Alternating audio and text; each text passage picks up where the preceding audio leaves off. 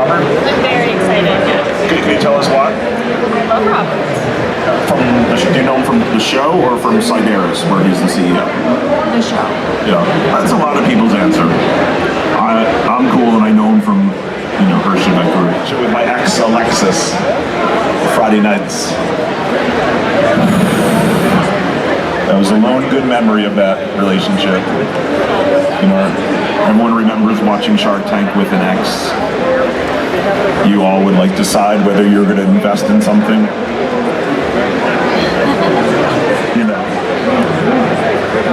I'm going to give Robert the 2-minute message. I think he's ready to go. Are we ready for Robert? Yay! Bring Robert on. Robert, without further ado, the guest who needs no introduction. Thank you very much. Should I stand away from the speaker? Should I stand here?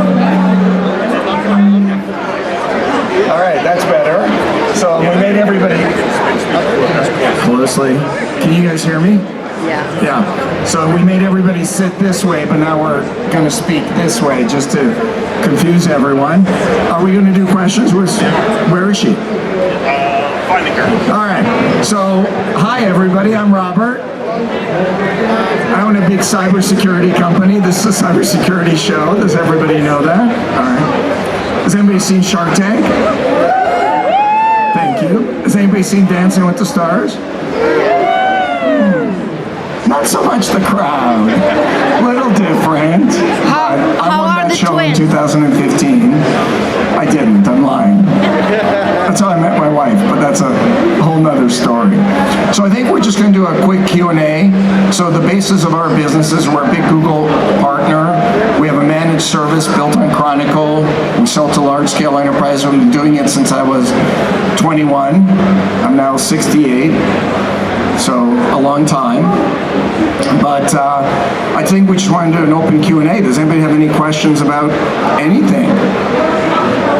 What do you think of the confidential computing space?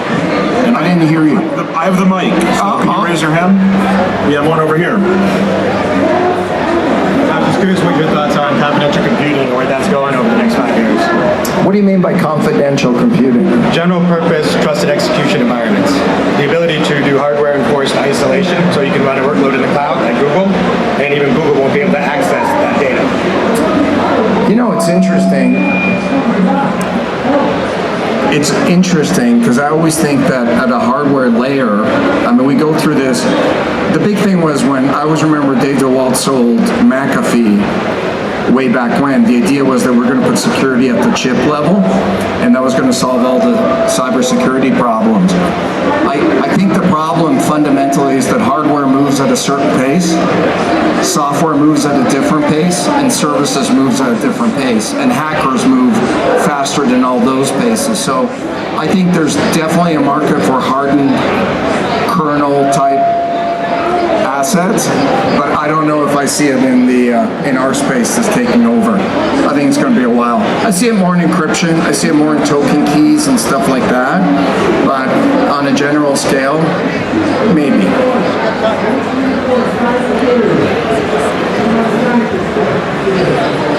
If anyone has any questions, just raise their hand. I'll go over and give you the mic. Hey, Robert. Hi, Mai. What do you think about Ferrari's chances of winning F1 this year? Oh my gosh, Ferrari's having such a great year. They're definitely going to win the Formula One series this year. By the way, thank you for the setup. We do the managed security for Formula One globally. Interesting stat for you. Do you know that an average Formula One race generates more logs than average enterprise generates in a single year? That's how much telemetry and data there is just from the cars, from the scoreboards, from everything. Another interesting fact for you is Formula One doesn't actually own a team or own any tracks. They simply own the TV rights to broadcast Formula One, and they're a $6 billion company. So you don't always have to own the material or the content to build a great business. Interestingly, I'll give you a quick Shark Tank story. For For those of you that have ever seen the show, the average pitch when you watch at home is 7 minutes. That's about the time you see it. When they're in front of us, it's an hour and a half. We know nothing about the people pitching to us. We don't know their name. We have no background info whatsoever. So when the doors open, the very first question is, what's your name? We don't even know their names. And in an hour and a half, we all just talk and we make a decision, and it gets edited into 7 minutes that you see at home. So we film with 18 cameras. It's very live. It's really our own money. I've made about 58 investments over 14 years, won 4 Emmys. It's a great show. Interesting stat for you, everybody who comes on the show has to see a psychologist after they're done with the pitch. Because after you spend an hour and a half with Kevin or Mark, you definitely need to see a psychologist. But all joking, it's to make sure that we didn't treat them badly and they're okay and they're fine. And the other interesting thing that you might find interesting is we are the #1 show. Oh my God, how terrible is this sound system? We are I shouldn't have said it. I'm gonna go over here. We're the #1 show on television for family viewing, by far. No other show comes close to us. If you walked around with me, the thing that would surprise you is how much kids love our show. And by kids, I don't mean like Racy, who's 21. 20, sorry, I'm aging her. But like 13-year-old kids, 8-year-olds kids. We now have people pitch on our show and we ask them, how'd you come up with the idea? And they said, they're like 9, and we came up with it from watching Shark Tank, which is really depressing because I've been doing it for 14 years. Another interesting stuff for you, Kevin, the mean bald guy, and I are Canadian. So we did the show in Canada for 5 years and then brought it into the US. So, how great is it to be back at RSA? Wow, it's amazing. Now I know why I didn't like people before COVID. How crowded is this? It's incredible. What COVID? It just doesn't exist anymore. Any other questions? Anthony, ask a question. You can't ask the same question. Yes, sir. In the 14 years that you did Shark Tank, what's the one opportunity you regret passing on? So, interesting. The most successful pitch we ever had on the show was actually a multi-billion-dollar company, Ring. So Jamie, who I met on the show and we became really good friends, was the founder of Ring. And so, you know, making an investment is about time, but you also have to keep in mind there's constant other rounds. So yeah, Ring came on the show, we could have made an investment, but after our show, they ended up raising $600 million. And we would have been diluted down to, you know, very little, but by far the most successful one. The second one was this product called Scrub Daddy, which is this, anyway, it's a lorry deal, nobody cares. My most successful one is a product called Tipsy Elves. Has anybody ever heard of it? So, thank you, you too. Hopefully more than 2 people bought it. But it was this phase that I was going through because I've been in the cybersecurity seriously for a really long time, managed security, very technical. I was on the show for 3 years. They stopped doing technical pitches. And so I sat down with the producers and I say, how come I don't see any more cybersecurity type technical pitches? And Clay, who's our producer, sat down with me and said, Robert, I don't know how to tell you this, but what you do is really boring. And most people in America, outside of a show like this, really aren't that interested. That was a long time ago. So I was so depressed, I'm like, why am I doing this friggin' show? What's going on? These 2 guys come out, one is a lawyer, one is a dentist. They're tired of being a lawyer and a dentist. They Google most searched retail items on the internet. They come out with inappropriate ugly Christmas sweaters. Not making this up. So they sit in a room, they do a workshop, and they say, how do we stand out in the inappropriate, ugly Christmas sweater business? Brilliant idea. We'll do inappropriate, ugly Christmas sweaters. So like Santa peeing in the snow, Merry Christmas, 3 reindeer doing a menage a trois. That's it. I just gave you the entire pitch. Shockingly, all the sharks are out. It's over to me. I haven't said a word, and I'm so depressed. I'm like, why am I on this show? This is so ridiculous. There's a dentist and a lawyer selling Santa peeing in the snow friggin' sweaters. And I'm like, hey, before I go out, do you guys have any sales? They're like, yeah, we did 600,000 last year. I'm like, what? Like, yeah, we buy them in China for $6, we sell them for 85 bucks online, no salespeople, nothing. I'm like, I'm in. And I invested, I don't remember, but let's say 250,000 for 20%. We did 100 million last year. 112 million to be specific. Yeah. Thank you for clapping. I take all the credit. Not only do I run the cybersecurity business, I run the Tipsy Elves empire. But now we do product extensions. We have ski things and St. Patrick's Day stuff and all kinds of other stuff. Any other questions?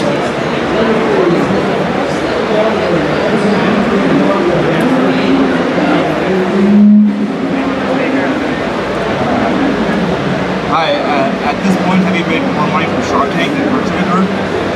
Oh my God, somebody just asked, have I made more money from Shark Tank or Herjavec Group? Let me answer it this way. I am not buying a bigger jet anytime soon because of Shark Tank. Shark Tank is a great format, and I think we've all had a bunch of hits, but it's the typical VC model. We have a few that make it really big. I hold the record on Shark Tank for the greatest return over time. My overall return is 12.8%. Sounds way better than it is. I own a SOC company in Boston. They're doing $3 million a year. We are not going public. We are not filing an IPO for a SOC company in Boston. I have zero chance of ever getting my money back. So there's a lot of locked in capital. But it's a great format, and the show continues to do well. It runs in 65 countries, believe it or not. It runs a local version called Dragon's Den, and then it runs the American version. And some countries it's huge. In Portugal, I'm a really big celebrity. Yeah, so if my ego is ever deflated, I just fly to Portugal and walk around the streets for a while. Any other? Hey Robert, I've got my question. All right. So I want you to tell everybody what happened over the last year.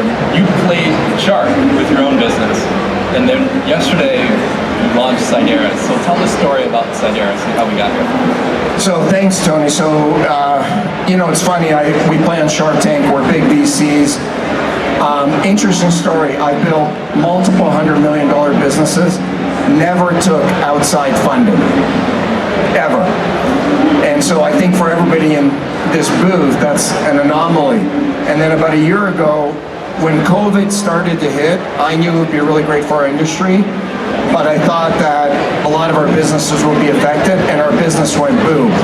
So my fear was that in an ever-accelerating market, you've got to keep up. Because as the market begins to grow, the middle layer gets killed. So it's good to be at the bottom, low margin, low value type customers. It's good to be at the top, but it's really bad to be in the middle. And I was afraid we'd get left behind. So we did an equity deal where the other VCs were the sharks, and I was the guppy, or whatever the term might be.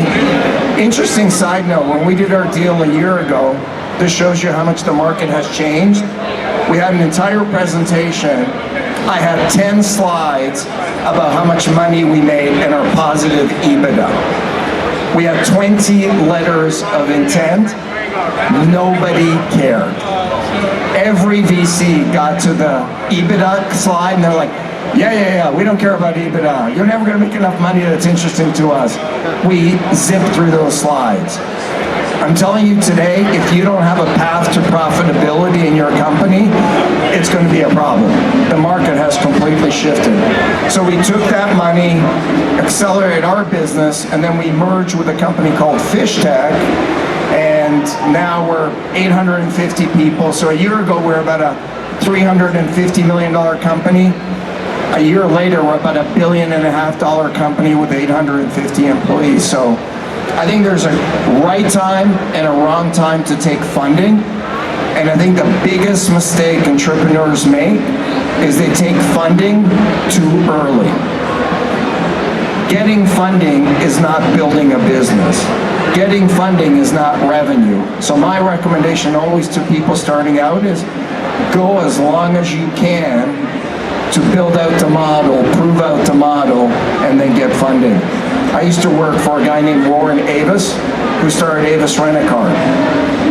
And he said to me, if you ever start a business, don't ever look for a paycheck, don't ever care what somebody pays you, only care about the equity, and hang on to as much as you can for as long as you can. Because as an entrepreneur, that's your only paycheck. So that's kind of what we try to do. Yes, sir.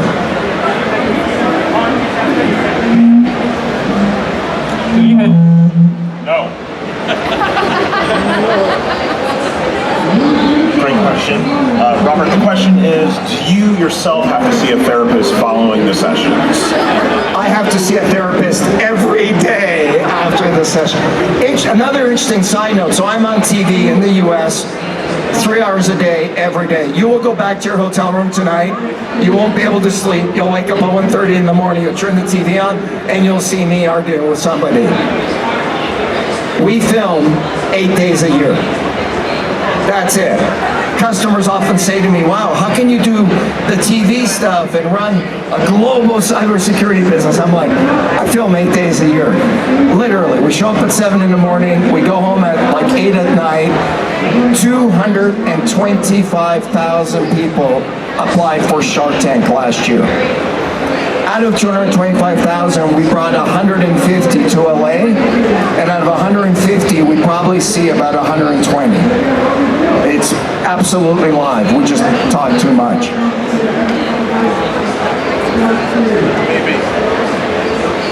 I have an actual business question. Oh my God, thank God. The industry right now is exploding with MDR and XDR companies. Quite frankly, that all seem to be doing the same thing. We went from MSSPs 20 years ago now to XDR and EDR companies. But they're all monitoring, looking for an event, and then, restoring. Do you think we'll get to the point where we can really do predictive analysis on human beings to figure out who's going to do something before they do? It's a great question. So the question was, we're all doing MDR, we're all doing XDR, we're doing MSSP. Will we ever get to a point where we do predictive analytics? So timely question. As we rebranded our company, my company was called the Herjavec Group. Shocking. And the company we merged with was called FishTech Group because the guy who started it, Gary Fish. Neither of us were very creative, obviously, with the names. And the new company name is called Cyderis, Cyber Defense and Response. It's what we do. So half the team wants to call us an MDR company. The other half wants to call us an XDR company. The third half, I know the math doesn't add up, wants to call us as an MSSP company. I think there are way too many companies using the same technologies, trying to be hip and cool, and rebranding as MDR or XDR.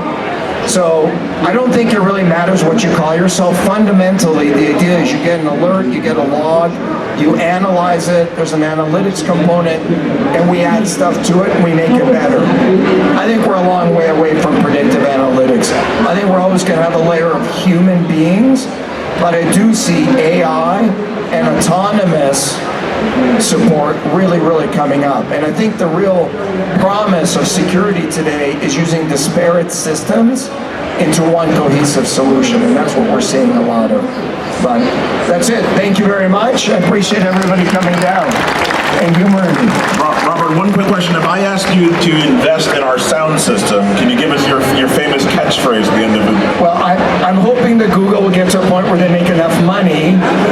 So you guys should all do more advertising through Google so we can afford a better sound system. No, I'm just joking.